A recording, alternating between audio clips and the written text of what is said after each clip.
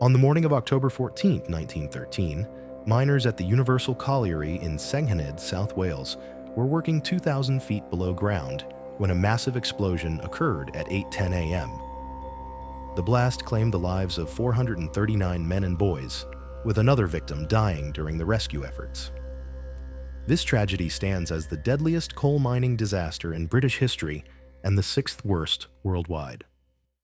In the early 20th century, coal mining was a major industrial activity in Wales, playing a crucial role in powering factories, steamships, trains, steel production, manufacturing, shipbuilding, as well as meeting the military needs of the Royal Navy and the British Army, particularly at the beginning of World War I.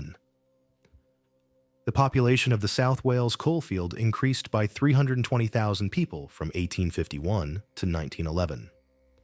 By 1913, the industry employed 250,000 workers, producing 56.8 million tons of coal annually. At that time, Britain supplied 25% of the world's coal, with over half being exported. Despite its economic significance, mining was perilous, with miners working long hours in poorly ventilated tunnels, facing dangers such as methane and coal dust explosions, roof collapses, and flooding that posed a threat of drowning and cutting off escape routes. Today's story explores Britain's most tragic mining disaster, which occurred at the Universal Colliery in Senghenydd. By the early 20th century, this colliery had become one of the largest and most productive in the South Wales coalfield. Established in 1891, it played a crucial role in meeting the immense coal demand of that era. To understand the gravity of this event, we first need to explore the layout of the colliery. The Universal Colliery worked 3 seams, 4 feet, universal, and 9 feet, divided into the west and east sides. The west side mined the 4 feet seam, while the east side managed all 3 seams, interconnected by drifts. The colliery featured 2 main shafts, Lancaster downcast and York upcast, each 18 feet 6 inches in diameter. These shafts reached a depth of 650 yards, with the coal primarily extracted from the Lancaster shaft. By 1913, the colliery was producing about 1,800 tons of coal daily. This coal was loaded into common Welsh wagons, designed to hold extra coal above their tops. Haulage primarily took place in return airways, except for the Kimberley and Ladysmith districts, where it was conducted in the intake. Worth mentioning that no explosives were used for extraction. The day of October 14, 1913 began with a mandatory fire inspection at 3 a.m., where firemen descended the pit to check for gas, using naked flames to detect dangerous levels.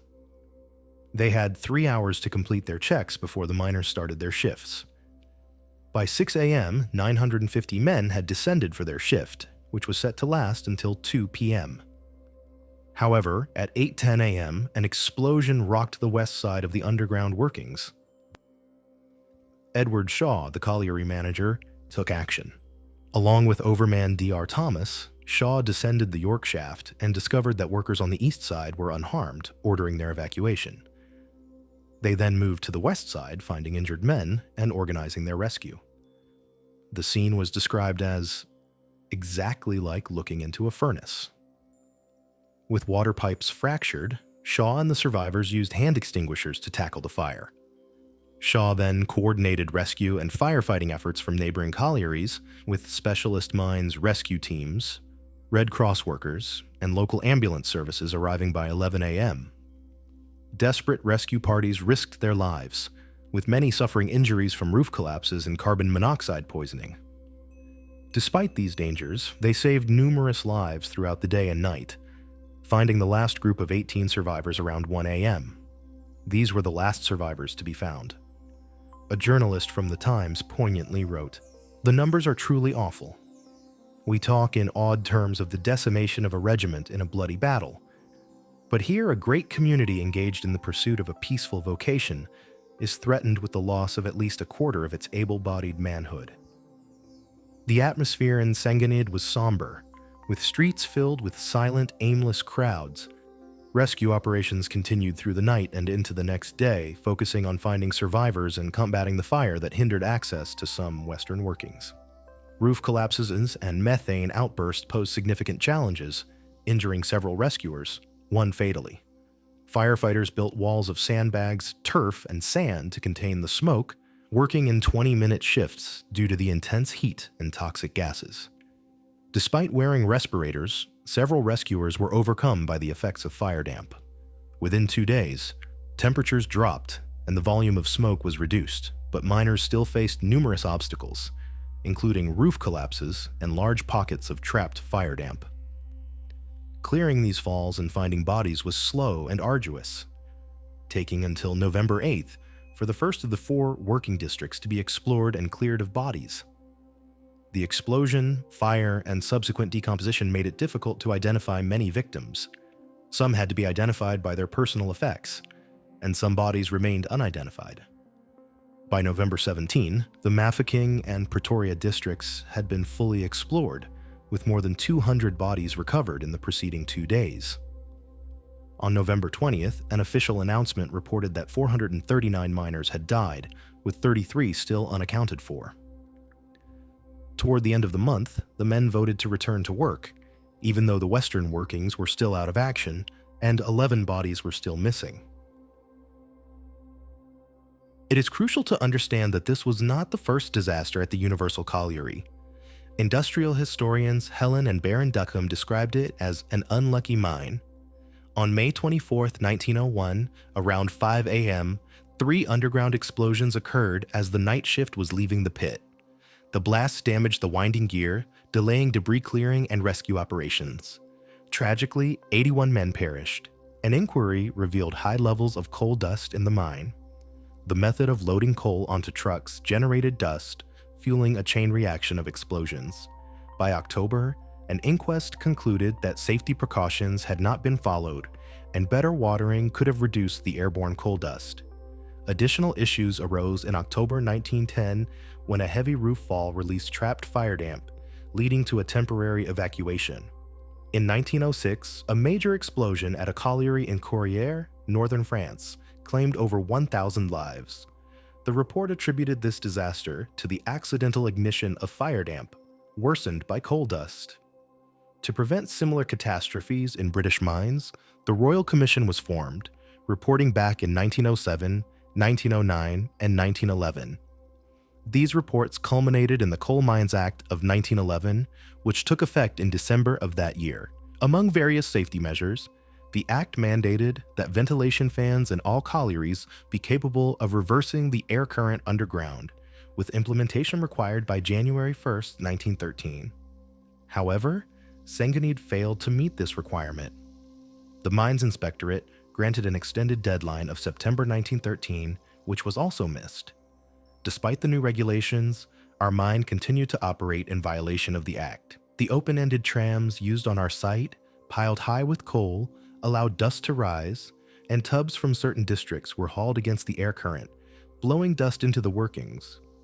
Only one wet stretch existed on the haulage road, with generally dry and dusty conditions elsewhere.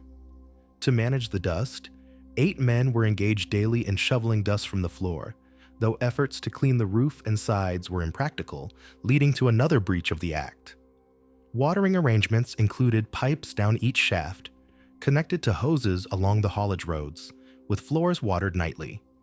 The roof and sides were not watered, and beyond the pipe ends, water carts were used. Tubs were also sprinkled with water at specific points, but this was insufficient to suppress dust effectively. The water supply, drawn from various sources, included 60 gallons per hour from the Lancaster pit, 80 gallons per hour from the York pit, and 558 gallons per hour from the sump, with an additional 1,000 gallons per hour from the Sermoil reservoir. Ventilation was another issue.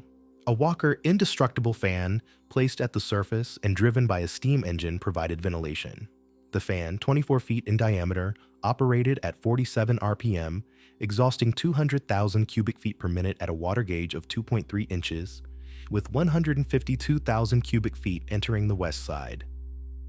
Although capable of producing more air, 400,000 cubic feet at a water gauge of 4 inches, the fan's current reversal arrangement was incomplete, a requirement that should have been operative by January 1, 1913. Extensions were granted until September 30th, but the work remained unfinished. At the inquiry, the owners and manager admitted to violating Section 31(3) of the Coal Mines Act, 1911. Records of air measurements were not maintained as prescribed, lacking proper signatures. The mine generated large volumes of inflammable gas, with post-explosion measurements indicating about 1,200 cubic feet per minute. Sudden gas outbursts had previously forced worker withdrawals. Cambrian safety lamps with lead rivet locks were used, but fitted with unapproved glass. These lamps were lit, locked, and issued at the surface and examined at locking stations underground. There was no written authority from the management for this work, as required by the Act. The hazardous mix of dust and poor ventilation only needed a spark to ignite a disaster. An electrical system was used to send signals throughout the colliery. There were over a dozen sets of equipment in total, each consisting of a trembler bell, 6 to 9 dry cells, and 2 bare wires supported on insulators. The bell would ring sharply when the wires were separated after being brought together, creating a short circuit. The explosion was likely triggered by an electrical spark from the signaling gear, igniting methane gas, fire damp. This initial explosion caused coal dust to rise, igniting and resulting in a series of devastating, self-fueling explosions. The Senghenydd explosion is considered the worst mining disaster in British history. It resulted in the tragic loss of 440 men from a small community, with 60 of the victims being under 20 years old, including 8 who were just 14. This devastating event left 542 children fatherless and 205 women as widows. The emergency procedures were heavily criticized. The absence of respirators at the mine was believed to have cost lives, and the lack of an adequate water supply for firefighting was also condemned. Additionally, there was criticism of the mine manager, Shaw, for failing to fix the ventilation fan before the explosion, and for delaying seeking assistance from rescue teams until an hour and a half after the explosion. Shaw was fined £24 for 17 breaches of the Mines Act 1911, and the company was fined £10, with an additional £5 and 5 shillings in costs. The Merthyr Pioneer newspaper calculated miners' lives at 11 plus 1/4 D each, or around £16 in 2024 money. After reopening, the colliery never reached the same levels of employment as before the explosion. Shaw continued as the mine's manager until its closure in November 1928. In 1981, a memorial to those lost in the disaster was unveiled by the National Coal Board outside Nanty Park Primary School, which now stands on the former colliery site. The monument is a 20-foot-high replica of the colliery's winding gear. A second monument, dedicated to the victims of both the 1901 and 1913 explosions, was unveiled in 2006. On the 14th of October 2013, the centenary of the disaster, a Welsh national memorial to all mining disasters was unveiled at the former Pithad.